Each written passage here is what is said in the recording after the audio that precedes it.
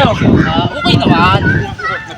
Ayos lang. May ano ako tol, may kikwento ako sa inyo. Oh, Tanga, tol, alam niyo ba sa amin, yung lolo ko ang pinakamatapang tol.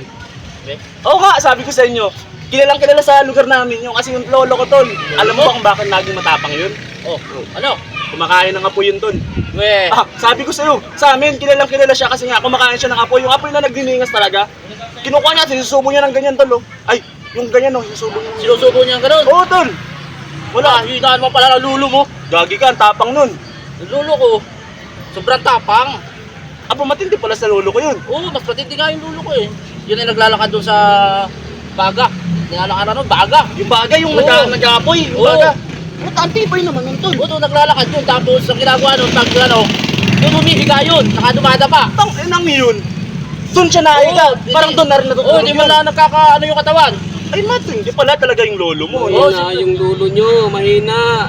Mahina daw. Parang mahina yung lulo nyo. Kumakain ng apoy tsaka umiga sa baga. Mahina pa ba yun? Mahina yun. Wala, di kami naniniwala doon. Matindi na yung lolo namin na yun. Pandayo yun ay.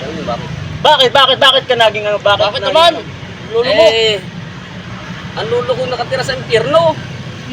Oh, Impyerno? impyerno, doon nakatira. Doon talaga nakatira? Oo. May sa demonyo pala tatay nito. Lulo.